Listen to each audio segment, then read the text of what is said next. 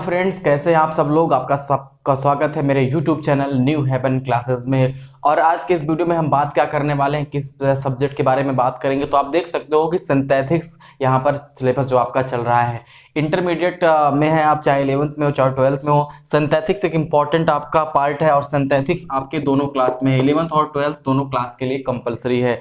तो हम यहाँ पर पढ़ा आपको क्या रहे हैं, कॉम्प्लेक्स सेंटेंस पढ़ा रहे हैं, सिंपल सेंटेंस आपको पढ़ा दिया गया है। वीडियो को आगे बढ़ने से पहले, वीडियो को देखने से पहले चैनल को लाइक कर दीजिए, सब्सक्राइब कर दीजिए और वीडियो को शेयर कर दीजिए। देखिए, सबसे इंपॉर्टेंट बात क्या है कि हम लोग कॉम्प्लेक्स पढ़ रहे हैं। हमने सिंपल आपको पढ़ा दिया था, सिंपल मैंने पढ़ाया, उसके 7 रूल होते थे, सारा वीडियो अपलोड है, एक्सरसाइज का वीडियो भी अपलोड है। आज के इस वीडियो में हम लोग बात क्या करने वाले हैं, आज के इस वीडियो में हम बात करने वाले हैं एडजेक्टिव क्लॉज। मैंने आपको बताया था कि जब हम लोग कॉम्प्लेक्स बनाते हैं तो कॉम्प्लेक्स बनता कैसे है। कॉम्प्लेक्स बनता है आपका जब आप प्रिंसिपल क्लॉज और सबऑर्डिनेट क्लॉज को मिक्स करते हो तो आपका कॉम्प्लेक्स सेंटेंस बनता है। Okay, that's clear. अब कॉम्प्लेक्स सेंटेंस ये बताइए कितने प्रकार के से बनाए जा सकते हैं। तो कॉम्प्लेक्स सेंटेंस 3 प्रकार से बनाए जा सकते हैं। पहला, नाउन क्लॉज का प्रयोग करके, जो मैंने आपको पढ़ा दिया है। दूसरा, एडजेक्टिव क्लॉज का प्रयोग करके। और तीसरा, एडवर्ब क्लॉज का प्रयोग करके। तो नाउन क्लॉज थोड़ा सा था, एक वीडियो में आपको मिल चुका है। अब बात अगर करी जाए एडजेक्टिव क्लॉज की, इसमें ढेर सारे कंजक्शन थे, इसीलिए पार्ट वाइज वीडियो आपको मिल रहे हैं। इसके बाद मैं एडवर्ब क्लॉज आपको पढ़ाऊंगा। तो एडजेक्टिव क्लॉज में मैंने बता दिया था 3 प्रयोग कि हु का प्रयोग कैसे करते हैं, हुम का प्रयोग कैसे करते हैं और हुज का प्रयोग कैसे करते हैं। तो उम्मीद है कि आपने इस वीडियो को अच्छे से देखा होगा, समझा होगा। आज उसी के आगे हम लोग बात करने वाले हैं। 4 नंबर क्या है कि व्हिच का प्रयोग। ठीक, आज बात करेंगे कि व्हिच का प्रयोग। आप लोगों ने व्हिच तो सुना होगा, जैसे लोग कहते नहीं, आप लोग बचपन में जब कभी आपसे प्रश्न किया गया होगा कि in which class do you read, which pen do you like most. ध्यान दीजिएगा मेरी बात को, in which class do you read, आप किस क्लास में पढ़ते हो। या कहा जाए कि which pen do you like most, कौन सी कलम सबसे अधिक पसंद करते हो। तो एक शब्द है व्हिच, उस दिन मैंने पढ़ाया था हु, हुम, हुज। तो मैंने क्या बताया कि इसका पूर्ववर्ती क्या होता है, कोई व्यक्ति होता है, इसका प्रयोग व्यक्तियों के लिए करते हैं।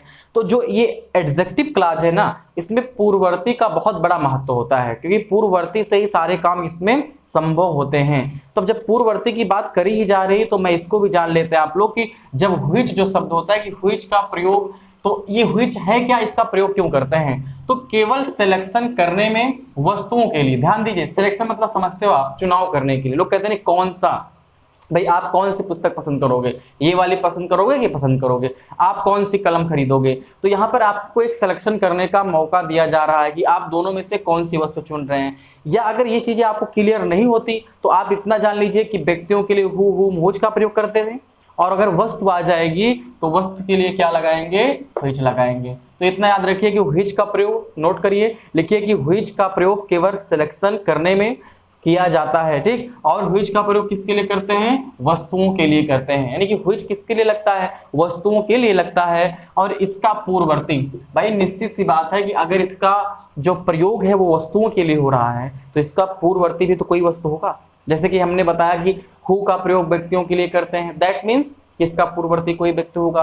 तो वहां पर भी जैसे था, सेम कंडीशन यहां पर भी अप्लाई होती है कि जो व्हिच होता है उसका प्रयोग वस्तुओं के लिए करते हैं, और जो उसका पूर्ववर्ती होता है कोई वस्तु ही होता है। यहां तक क्लियर हुआ कि व्हिच का प्रयोग केवल वस्तुओं के लिए सिलेक्शन में करते हैं और इसका पूर्ववर्ती कोई वस्तु होता है।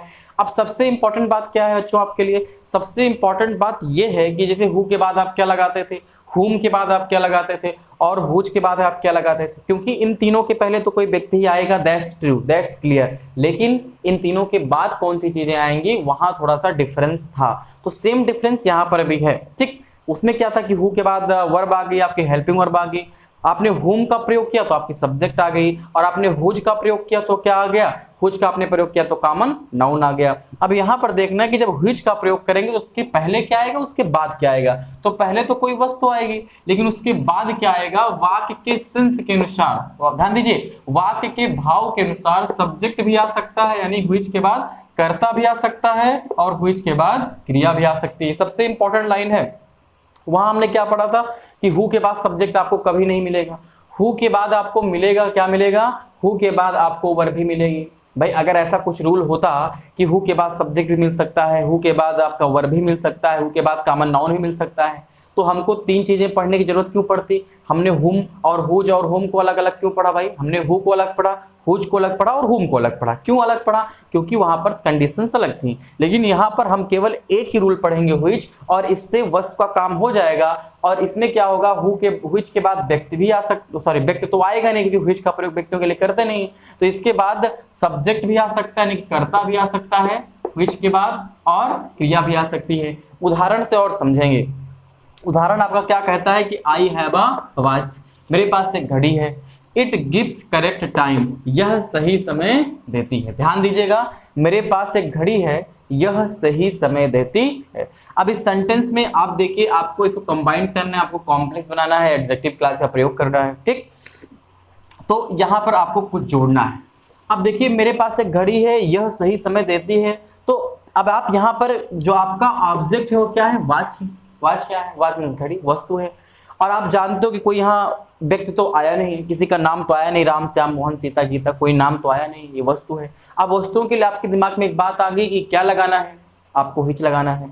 अब एक चीज और, यहाँ पर ये जो सबसे इंपॉर्टेंट लाइन मैंने पहले वीडियो में बताई थी और आज भी बता रहा हूं कि इसका पूर्ववर्ती, यानी कि जो आप लगाएंगे what, which, when, where, how, whom, whose, इसका जो पूर्ववर्ती होगा जिसके लिए ये प्रयोग हुआ हो, ये इसके तुरंत बाद आएगा। जैसे कि आप हु का प्रयोग व्यक्तियों के लिए करते हो, तो आप क्या करते थे, जहां कोई व्यक्ति मिला उसके जस्ट बाद हु लगाते थे। तो अब आपको हिच लगाना है, तो हिच कहां लगाएंगे? वस्तु के तुरंत बाद लगा देंगे। तो इस वाक्य में वस्तु कहां है? इस वाक्य में वस्तु यही तो है भैया, वॉच, ये तो वस्तु है। यानी कि आपको हिच कहां लगाना है? इसके जस्ट बाद लगाना है, तुरंत बाद लगाना है। तो सेंटेंस आपका ये कैसे बन रहा है? ये आपका बन रहा है आई हैव ए वॉच। इतना क्लियर हुआ? आप जो कहते हो लिख देंगे पहला वाक्य। अब सुनो, अब आपको जोड़ना है तो आप लगा दीजिए व्हिच, व्हिच लग गया। I have a watch which. अब देखिए, व्हिच का प्रयोग वस्तुओं के लिए करते हैं, अर्थात इसका पूर्ववर्ती कोई वस्तु होगा। तो देखिए, व्हिच के पहले कोई वस्तु आई है कि नहीं आई है? अपना आप चेक कर लीजिए, आंसर यहीं से आया है, इसका मतलब आपका वाक्य अभी तक सही जा रहा है। अब व्हिच के बाद क्या आ सकता है? सब्जेक्ट भी आ सकता है, वर्ब भी आ सकता है। यहाँ मामला फंस सकता है कि आप कैसे जानेंगे कि सब्जेक्ट लगाएं, इट लगाएं कि न लगाएं। तो इसको ऐसे जानिए कि जब आप किसी वाक्य में कॉम्प्लेक्स सेंटेंस बना रहे हो, ओके, कोई रिलेटिव प्रोनाउन आप ऐड कर रहे हो, ध्यान दीजिएगा, और उस वाक्य में जो पहले वाक्य का ऑब्जेक्ट है और दूसरे वाक्य का सब्जेक्ट है वो दोनों इक्वल है। ध्यान दीजिए, आप व्हिच लगा रहे हो, पहले वाक्य का ऑब्जेक्ट दूसरे का सब्जेक्ट सेम है, तो आपको दोबारा ये इट लगाने की आवश्यकता नहीं पड़ेगी, या ऐसा कह लो कि आपको दोबारा सब्जेक्ट लगाने की आवश्यकता नहीं पड़ेगी। क्यों? क्योंकि भाई जब आपने ये अलग अलग सेंटेंस थे, ठीक, यहाँ वॉच आया था, मेरे पास एक घड़ी है, इट गिव्स करेक्ट टाइम, या सही समय देती है, तो यह सही समय देती है। जो यह शब्द आया है, आया किसके लिए था? घड़ी के लिए आया था। सेंटेंस आपके दो थे तो आपको दो बार मेंशन करना पड़ा था। लेकिन जब आप कंबाइंड बना रहे हो, जब एक ही सेंटेंस बना रहे हो, तो आपको दो बार लिखने की कोई जरूरत तो है नहीं। तो एक बार आपने लिख दिया वॉच, क्लियर। तो जब एक बार आपने वॉच लिख दिया तो अब एक ही सेंटेंस है, तो आपको दोबारा सब्जेक्ट लिखने की कोई जरूरत नहीं है। तो यूं मान के चलिए कि व्हिच के बाद सब्जेक्ट और वर्ब दोनों आता है, लेकिन पहचानेंगे कैसे? तो ऐसे पहचानेंगे जब पहले वाक्य का ऑब्जेक्ट और दूसरे वाक्य का सब्जेक्ट समान हो, तो वहां पर व्हिच के बाद सब्जेक्ट नहीं लगाते हैं, डायरेक्ट वर्ब लिख देते हैं। तो लिख दीजिए, क्या हो जाएगा? गिव्स हो जाएगा, उसके बाद हो जाएगा करेक्ट, और अंत में क्या हो जाएगा? टाइम। अब अर्थ निकाल लीजिए, आई हैव अ वॉच, मेरे पास एक घड़ी है, व्हिच गिव्स करेक्ट टाइम, जो सही समय देती है या जो सही समय बताती है। That's clear. क्लियर हो गया होगा। अब इसी व्हिच से संबंधित मैंने एक सेंटेंस और लिख रखा है, इसको देखिएगा। दिस इज द बुक, ये वही बुक है या वही किताब है। आई लॉस्ट इट यस्टरडे, मैंने इसे कल खो दी। ध्यान दीजिए, ये वही किताब है, मैंने इसे कल खो दी। अब यहाँ पर बुक आया हुआ है, बुक वस्तु है कि नहीं? इतना तो आपको क्लियर है, इसमें किसी व्यक्ति की बात नहीं करी जा रही, वस्तु की बात करी जा रही है, यानी कि बुक क्या है? वस्तु है। अब आपको वस्तुओं के लिए व्हिच लगाना है। अब व्हिच लगेगा कहाँ भैया? तो व्हिच वहीं लगेगा जहां कोई वस्तु आई होगी, उसके जस्ट बाद लगेगा। क्यों? क्योंकि व्हिच का पूर्ववर्ती कोई वस्तु होना चाहिए, तो जब आप बाद लगाओगे तभी तो उसका पूर्ववर्ती बनेगा। तो यह बुक है, आप इसके बाद लगा दीजिए व्हिच, तो कैसे बनेगा? This is the book which. यहां तक क्लियर हुआ कि नहीं क्लियर हुआ? अब व्हिच के बाद सब्जेक्ट भी आ सकता है, व्हिच के बाद ऑब्जेक्ट आप वर्ब भी आ सकता है। यहां तो वर्ब आ गया, अब यहां क्या है? तो वही रूल लगा दो जो मैंने बताया था कि अगर पहले वाक्य का ऑब्जेक्ट और सब्जेक्ट सेम है तो क्या करेंगे? वर्ब लगा देंगे। लेकिन अगर सेम नहीं है तो आपको सब्जेक्ट हर हाल में लिखना पड़ेगा। चलिए अब यहाँ पर देखिए, दिस इज द बुक, यहाँ पर बुक है ऑब्जेक्ट, यहाँ सब्जेक्ट क्या है? आई। सेम है? नहीं, अलग अलग है, तो आपको क्या लगाना पड़ेगा? सब्जेक्ट लगाना पड़ेगा। तो क्या हो गया? I lost. अब इट आपको लगाने की कोई जरूरत नहीं है। बताओ क्यों? क्योंकि अलग अलग सेंटेंस थे। दिस इज द बुक, या वही किताब है, मैंने इसे कल खो दिया। तो आपने जो इट आया है, आपने किसे खो दिया? आपने बुक को खो दिया। यानी कि सेंटेंस दो थे तो आपको बुक यहाँ पर लिखा गया है, इसका प्रोनाउन लिखा गया, लेकिन आप कंबाइंड बना रहे हो, आप कॉम्प्लेक्स बना रहे हो, तो आपको दो बार लिखने की कोई नीड नहीं है। तो आप यहाँ पर इस इट को हटा सकते हैं और लिख सकते हैं कि ईस्टरडे। अब देख लीजिए, व्हिच के बाद आपका क्या आ सकता है? वर्ब भी आ सकता है, व्हिच के बाद सब्जेक्ट भी आ सकता है, लेकिन व्हिच के पहले हमेशा क्या आएगा? हमेशा व्हिच के पहले आपका कोई वस्तु ही आएगी, इसके अलावा कुछ आ नहीं सकता है। तो व्हिच का प्रयोग वस्तुओं के लिए करते हैं, सिलेक्शन करने के लिए करते हैं, और व्हिच का जो पूर्ववर्ती होता है कोई वस्तु होता है, और व्हिच के बाद सब्जेक्ट भी आ सकता है, व्हिच के बाद वर्ब भी आ सकता है। ये आपके सेंस पे डिपेंड है कि आपका जो सेंटेंस है उसका सेंस क्या निकलता है। That's clear. आपने दोनों सेंटेंस को देख लिया, और एक नोट करके आप लिख लीजिएगा कि जब ऑब्जेक्ट और सब्जेक्ट दोनों समान हो, पहले वाक्य का ऑब्जेक्ट दूसरे वाक्य का सब्जेक्ट समान हो, तो ऐसी कंडीशन में जब वस्तुओं के लिए व्हिच का प्रयोग करेंगे तो व्हिच के तुरंत बाद वर्ब लिखेंगे, और जब समान ना हो तो आपको हर हाल में सब्जेक्ट लिखना ही पड़ेगा। क्लियर हुआ व्हिच का प्रयोग? अब बढ़ते हैं अगले प्रयोग की तरफ। देखिए अगला प्रयोग क्या है? अगला प्रयोग है दैट का प्रयोग। इस दैट का प्रयोग आपने नाउन क्लास में पढ़ा होगा, लेकिन वहां कंडीशन अलग थी, वहां चीजें अलग थी। वहां मैंने आपको ट्रिक भी बताया था कि जब किसी वाक्य में सर्टेन आ जाए, श्योर आ जाए, क्लियर आ जाए, तो ऐसे कुछ मैंने आपको वर्ड बताए थे कि जब ये आए किसी वाक्य में तो आप निसंकोच वहां पर दैट का यूज कर सकते हो। लेकिन अब यहाँ चीजें आपके लिए अलग होने वाली हैं, टफ नहीं होने वाली हैं, अलग होने वाली हैं। टफ और अलग में बहुत अंतर होता है। टफ बिल्कुल नहीं है, थोड़ा सा डिफरेंट होने वाला है, अलग होने वाली है, और आपके लिए काम आसान होने वाला है। ठीक, यहाँ पर देखिए कि दैट का प्रयोग मेहनत से आप लोग पढ़ते रहिए, इंपॉर्टेंट है और इजी भी, कोई टफ बिल्कुल भी नहीं है। आप किसी भी क्लास में, अगर आप शायद 11th 12th में ना भी हो, अगर आप 10th में हो, आप 9th में हो, तब भी इस वीडियो को आप देख सकते हो, क्योंकि ये इंपॉर्टेंट क्लास है, आपको जानना जरूरी है। देखिए दैट का प्रयोग कहाँ करते हैं, ध्यान सुनिएगा। पशु पक्षी आप सब जानते हैं भाई, पशु पक्षी के लिए हम अहू तो लगा नहीं सकते हैं, तो पशुओं के लिए, पक्षियों के लिए, छोटे मोटे कीड़े मकोड़ों के लिए, ठीक, छोटे बच्चों के लिए। अब छोटे बच्चों का मतलब कैसे? बेबी। जिससे ये ना पता हो कि लड़का कि लड़की, जब बेबी कहा जाए, छोटा बच्चा होता है उसको बेबी बोल सकते हैं। तो ऐसी कंडीशन में हम लोग किसका प्रयोग करते हैं? दैट का प्रयोग करते हैं। और दैट का अर्थ की नहीं निकलता है जी, दैट का अर्थ जो से होकर निकलता है, क्योंकि जब हम वाक्यों को जोड़ देते हैं ना तो ये इसका अर्थ भी परिवर्तित हो जाता है, इस बात को भी याद रखिएगा। तो जैसे कि सेंटेंस है, फिर वही चीज है कि दैट के बाद भी सब्जेक्ट आ सकता है और दैट के बाद भी वर्ब आ सकता है। वो तो आपके किस पे डिपेंड करता है? वो तो आपके डिपेंड करता है the mood off the sentence. और रूल वही है कि कैसे जानेंगे कि सब्जेक्ट लगाएं, कैसे जानेंगे कि वर्ब लगाएं। तो जो मैंने नोट यहाँ लिखाया, सब्जेक्ट वही ऑब्जेक्ट सब्जेक्ट सेम वाली कंडीशन, तो वहां पर आपको वर्ब लगाना है। सब्जेक्ट से ऑब्जेक्ट सेम नहीं है तो आपको सब्जेक्ट वहां पर उतारना ही पड़ेगा। चलिए देखिए सेंटेंस देखिए, आई हैव अ पैरट, मेरे पास एक पैरट है, मेरे पास एक तोता है। इट टॉक्स ऑल डे, ये पूरे दिन बात करता है। मेरे पास एक तोता है, ये पूरे दिन बात करता है। देखिए यहाँ पर क्या आया है? पैरट आया है। हु लगा सकते हो? नहीं लगा सकते हो। हुम लगा सकते हो? नहीं लगा सकते हो। हुज नहीं, हुज लगा ही नहीं सकते हो भाई, पैरट निर्जीव थोड़ा है।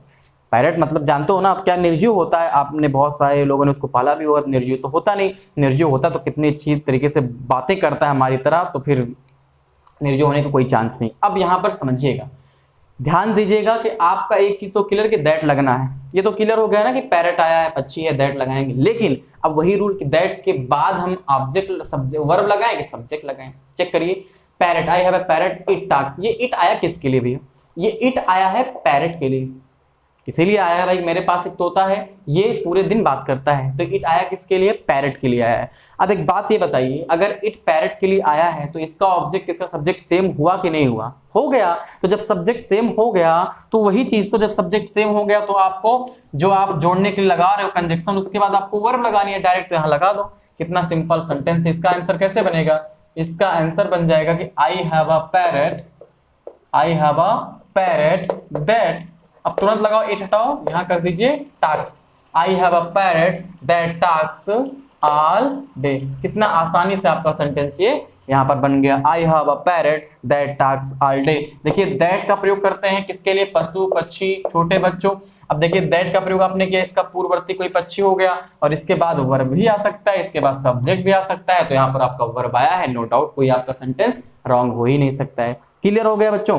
अब बढ़ते हैं अगले आपके रूल की तरफ। देखिए एज का प्रयोग, एज का प्रयोग कब करते हैं? तो इसका प्रयोग तब करते हैं जब इसके पूर्व सच सेम एज मेनी का प्रयोग होता है। देखिए यहां पर बहुत सारी प्रॉब्लम्स आपको होंगी। अब ये नियम और व्हिच का नियम आपको बहुत ना बारीकी से पढ़ना पड़ेगा। आप एज कब लगाओगे? जब किसी वाक्य में सच आ जाए, सेम आ जाए, ओके, या एज मेनी आ जाए, तो हम लोग लगाएंगे व्हिच का प्रयोग, सॉरी एज का प्रयोग। अब एक सेंटेंस लिखा गया कि this is the same book, ये बिल्कुल वही किताब है, आई लाइक इट, मैं इसे पसंद करता हूं। अब आप इसको बनाओगे कैसे, इसको ध्यान दीजिए। यहां पर बुक आया है तो आप में से कई बच्चे समझेंगे सर ने बताया था कि बुक तो वस्तु है और जब वस्तु आता है तो व्हिच लगाते हैं, तो आप लोग व्हिच भी लगा देंगे, लगा सकते हैं बहुत सारे लोग। लेकिन एक बात देखिए, इस वाले सेंटेंस में बुक तो जरूर आया था, लेकिन कहीं यहाँ पर सच, सेम और एज प्रयोग हुआ था? नहीं प्रयोग हुआ था। लेकिन इस सेंटेंस में देखिए यहाँ पर एक वर्ड आया है सेम, तो यही चीज भले वस्तु आई है, अब इसको महत्व नहीं देंगे। अगर किसी आप सिंटेक्स पढ़ोगे तो सिंटेक्स में आपको मिलेगा, तो सिंटेक्स में आपको मिलेगा, वहां बताया जाएगा कि जब किसी वाक्य में ये कंडीशन हो तो ऐसे वाक्यों में जोड़ेंगे वाक्यों को तो एज से ही जोड़ेंगे। तो कैसे बनेगा ये सेंटेंस आपका? ऐसे बन जाएगा कि this is the same book, this is the same book as I like. ध्यान दीजिए, this is the same book as I like, ये बिल्कुल वही किताब है एज जिसे आई लाइक्ड, मैं पसंद करता हूं। तो ये आपका हो गया सेंटेंस, ठीक। तो ये आपके रूल हो गए कि व्हिच का प्रयोग कैसे करते हैं, दैट का प्रयोग कैसे करते हैं और एज का प्रयोग कैसे करते हैं। तो आइए इस जो आपका 3 रूल है इस पे बेस्ड हम लोग थोड़ा सा एग्जांपल कर लेते हैं, बातें और भी स्पष्ट हो जाएंगी। चलिए तब तक आप इसका स्क्रीनशॉट ले सकते हैं। स्क्रीनशॉट लेने से तो बेहतर है आप इसको नोट डाउन करिए, अपने नोट्स में इसको नोट कर लेंगे तो ये आपके लिए बेहतर रहेगा। और एज के प्रयोग पर इससे पहले हमने आपको नियम पढ़ाया कि हु का प्रयोग कैसे करते हैं, इससे पहले मैंने आपको होम का प्रयोग भी बता दिया और मैंने आपको व्हिच का प्रयोग भी बता दिया था। तो 3 प्रयोग आपको पहले से बताए थे, 3 प्रयोग ये हुए। अब आपके 4 और बचेंगे जिसका जिक्र हम लोग नेक्स्ट वीडियो में करेंगे। देखिए पार्ट 1, 2, 3 इसके लिए आपको ही बेहतर रहेगा, क्योंकि अगर एक दिन में सारे बता दिए जाएंगे तो आपको भी कंफ्यूजन हो जाएगी और आप उतना बेहतर तैयार नहीं कर पाओगे। तो एग्जाम्पल देखते हैं। देखिएगा, my father gave a pen, my father gave a pen, it was lost. My father gave a pen, it was lost आपको बनाना है। यहाँ पर देखिए ऑब्जेक्ट क्या है, ए पेन है, कोई वस्तु है, और इट वाज लॉस्ट यह खो गई थी। यहाँ पर जो इट शब्द आया हुआ है, आया किसके लिए हुआ है? पेन के लिए आया हुआ है। यानी कि जो आपका पहले वाक्य का ऑब्जेक्ट था और दूसरे वाक्य का सब्जेक्ट था वो सेम है कि नहीं, इतना बता दीजिए। सेम है, आपकी बात बिल्कुल सही है कि आपका ऑब्जेक्ट और सब्जेक्ट सेम है। अब देखिए यहाँ पर पेन क्या है? वस्तु है। वस्तु के लिए मैंने कौन सा आपको रूल बताया कि वस्तुओं के लिए हम लोग यूज करते हैं व्हिच का प्रयोग। तो यहाँ पर अब इस वाक्य को आपको कॉम्प्लेक्स बनाना है, आपको जोड़ना है। तो कैसे जोड़ेंगे? ये आपका सेंटेंस बनेगा कि my father gave a pen, my father gave a pen, आपको व्हिच लगा देना है। अब देखिए व्हिच का पूर्ववर्ती कोई वस्तु होना चाहिए, तो पेन आपकी वस्तु हो गई। व्हिच के बाद सब्जेक्ट भी आ सकता है, व्हिच के बाद वर्ब भी आ सकता है, लेकिन जब सेम होते हैं तो आपको सब्जेक्ट हटा देना है। अब आपको यहाँ पर वाज लगा देना है और अंत में लॉस्ट लिख देना है। तो my father gave a pen which was lost. अब इसका कॉम्प्लेक्स बनाते हैं कि I have a baby, I have a baby, it beeps at night. ठीक, इस सेंटेंस में देखिए पहले वाक्य का ऑब्जेक्ट क्या है? बेबी। दूसरे वाक्य का सब्जेक्ट क्या है? इट। यहाँ पर बेबी लिखा हुआ है। मैंने साफ साफ आपको नियम में लिखाया था दैट के प्रयोग में कि दैट का प्रयोग किसके लिए करते हैं? छोटे बच्चों के लिए करते हैं, पशु पक्षियों के लिए करते हैं। तो एक चीज तो क्लियर, यहाँ पर दैट लगना तय है। लेकिन अब दैट के बाद भी वर्ब आता है, दैट के बाद सब्जेक्ट भी आ सकता है। तो सबसे पहले तो ये जान लेते हैं कि क्या आएगा, वर्ब आएगा दैट के बाद कि सब्जेक्ट आएगा। तो दोनों सेम है। आई have a baby, it beeps, कौन यहाँ पर रोता है रात भर? तो ये बेबी के लिए बात करी जा रही है, यानी कि सब्जेक्ट और ऑब्जेक्ट दोनों सेम है। तो जब सब्जेक्ट और ऑब्जेक्ट दोनों सेम होते हैं तो आप कुछ भी कंजक्शन लगाओ, उसके बाद आपको सब्जेक्ट को रिमूव ही कर देना है। अब दैट यहाँ मत लगा देना दैट ला करके, क्योंकि दैट यहाँ लगाएंगे तो दैट का पूर्ववर्ती कोई छोटा बच्चा होगा, दैट का पूर्ववर्ती क्या होगा, या फिर कोई कीड़ा मकोड़ा होगा या पशु पक्षी होगा। तो आपको दैट को बीचों बीच में ही ऐड करना है। तो इसका कॉम्प्लेक्स ऑफ कैसे बनाएंगे? इसका कॉम्प्लेक्स बनेगा कि आई हैव अ बेबी, उसके बाद क्या लगाएंगे? दैट लगा देंगे, उसके बाद हो जाएगा बीप्स एट नाइट। दैट का अर्थ यहाँ पर की से नहीं जो से निकलेगा। ओके, अब अगले सेंटेंस की तरफ बढ़ते हैं कि ऑलवेज अवॉइड सच बॉयज, ऐसे बच्चों से सदैव अवॉइड करो, बचे रहो। अब्यूज अदर, दूसरों को गाली देते हैं। अब ये आपको सेंटेंस कॉम्प्लेक्स बनाना है। देखिए यहाँ पर बॉयज आया हुआ है, आपके मन में बिल्कुल ये प्रश्न उठना भी चाहिए कि सर यहाँ पर तो लाइए हु लगा दें, क्योंकि आपने बताया था कि क्या लगाते हैं? व्यक्तियों के लिए हु का प्रयोग करते हैं। आपका प्रश्न जायज भी है, मैं इसको नहीं कह रहा हूं कि आपने फालतू प्रश्न पूछा है, बिल्कुल सही बात है, लेकिन यहाँ पर एक शब्द आया है सच, तो रूल यहाँ पर ये प्रबल संभावना हो जाती है जब सच सेम ये प्रयोग होता है तो वाक्यों को जोड़ने के लिए हम लोग किसका प्रयोग करते हैं, एज का प्रयोग करते हैं। ये सेंटेंस आपका कैसे बनेगा, ये सेंटेंस आपका बनेगा कि always avoid such boys as abuse other, ऐसे बच्चों से बचो दो दूसरों को गाली देते हैं। आपका अगला सेंटेंस क्या कहता है कि will you give me the watch, क्या तुम मुझे घड़ी दे सकते हो, it is on the table, यह कहां पर है, मेज पर है। चलिए देखते हैं, पहले वाक्य का ऑब्जेक्ट क्या है, वॉच है, वॉच क्या है, कोई वस्तु है, कोई थिंग है, ठीक। और दूसरे वाक्य का सब्जेक्ट क्या है, it is on the table, ये कह रहे हैं कि will you give me the watch, it is on the table, किसकी बात कर रहे हैं, it is on the table, वही वॉच की बात कर रहे हैं, यानी कि पहले वाक्य का ऑब्जेक्ट और दूसरे वाक्य का सब्जेक्ट सेम है। और वॉच क्या है, वस्तु है, तो वस्तुओं के लिए तो व्हिच लगाते हैं, और ऑब्जेक्ट सब्जेक्ट सेम है तो आपको इट हटा देना पड़ेगा। तो कैसे कॉम्प्लेक्स इसका बन जाएगा, इसका कॉम्प्लेक्स बनेगा कि will you give me the watch, will you give me the watch, और आप लगा क्या देंगे, आप लगा देंगे यहाँ पर व्हिच, और व्हिच के बाद लगा देंगे is on the table. Clear हुआ। Last but not the list, यहाँ पर एक सेंटेंस और बच रहा है, इसको भी देखते हुए चलते हैं कि the fish was very big, the fish was very big, you cot it yesterday. तो पहले तो ये जान लीजिए कि यहाँ पर एक शब्द है फिश, आपको दैट लगाना है। अब इसका देखिए लगाए कहाँ, इसके लिए और भी काम आसान होता है, आप जहां पर ये देख लीजिए कि कोई जिसके लिए हमको यूज करना है वो शब्द आया कहाँ है, उसके जस्ट बाद आपको लगाना है। तो आपको फिश के तुरंत बाद लगाना है, तो इसका कॉम्प्लेक्स बनाइए, इसका कॉम्प्लेक्स क्या होगा, द फिश दैट, मतलब मछली जो यू काट। देखिए कभी कभी क्या होता है, आपको सेंटेंस को हटाना भी पड़ता है, तो ये दूसरा वाला पहले आ जाएगा कि द फिश दैट यू काट यस्टरडे, मछली जो तुमने कल पकड़ी थी, कामा वाज वेरी बिग, बहुत बड़ी थी। तो कहने का मतलब दैट का पूर्ववर्ती क्या होता है, यहाँ पर फिश हो गया, ठीक। और दैट के बाद सब्जेक्ट भी आ सकता है, दैट के बाद वर्ब भी आ सकता है, कोई प्रॉब्लम नहीं है, यहाँ पर आपका भाव के अनुसार सेंस के अनुसार आएगा। तो ये आपका एग्जाम्पल था और ये आपका रूल था एडजेक्टिव क्लास का प्रयोग करके हम लोग कैसे बनाते हैं कॉम्प्लेक्स सेंटेंस। और नाउन क्लास हो गया था, ये एडजेक्टिव क्लास था। एडजेक्टिव क्लास में भी 10 तरीके थे बनाने के, 10 कंजक्शन थे, उसमें से 3 मैंने आपको पहले वीडियो में पढ़ाया। भाग 2 पार्ट 2 में मैंने आपको पढ़ाया व्हिच, दैट और एज का प्रयोग, और वेयर, व्हाई, व्हेन और हाउ का प्रयोग पढ़ेंगे अगले पार्ट में। तब तक बने रहिए हमारे चैनल न्यू हेवन क्लासेस के साथ। चैनल को सब्सक्राइब करिए, वीडियो को लाइक और शेयर करिए। बहुत बहुत धन्यवाद, thank you, all of you for watching the video.